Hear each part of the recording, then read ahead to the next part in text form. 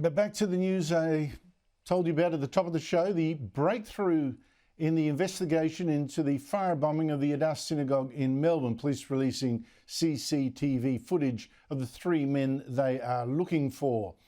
Joining me is Benjamin Klein, who was on the board of the Adass Synagogue. Benjamin, great to see you again. How do you feel about this footage finally being released? Hi, Andrew. It's been some time coming. We've requested the footage a few times from the police, and they've assured us it forms part of their investigation. But it's now out in the open, and we hope that it will toggle someone's memory and will help police towards an arrest. I'm a little puzzled that they couldn't have released some of it, particularly that bit. I mean, you know, it's right outside the synagogue.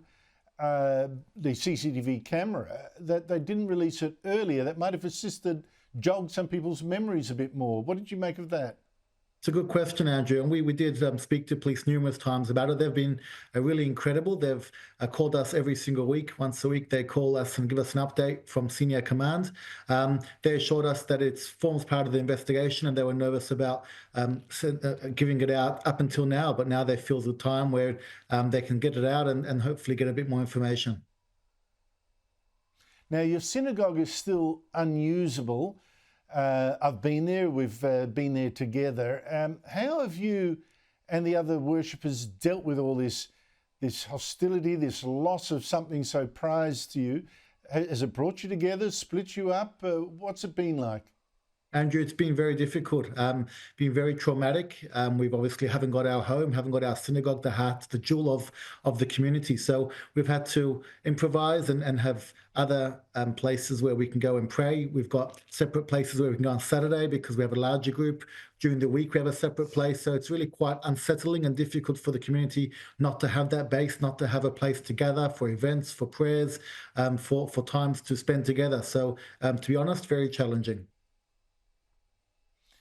And have you got any idea among you, particularly when you see the footage? I mean, the images are blurry of the men involved. Is there any suggestion who these people might be? Any clue to their identity or motivation or anything like that? We had a meeting this morning at 10 o'clock with the police via Zoom.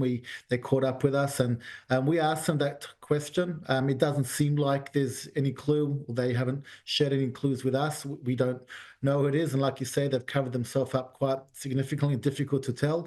So at this stage, just typical anti-Semites. I mean, for anybody to come to a synagogue and put accelerant through and 100 liters of fuel to put into a synagogue, it's a lot of accelerants, 5 jerry cans, clearly quite deliberate, hateful, very, very scary.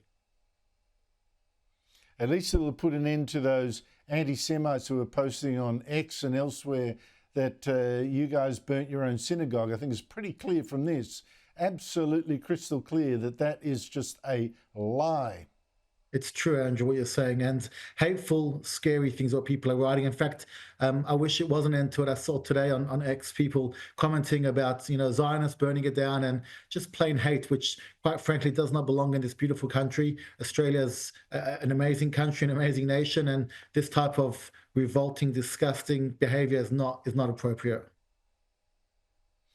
Benjamin Klein, thank you so much for coming on the show, and I wish you and the congregation all the best. Thank you so much.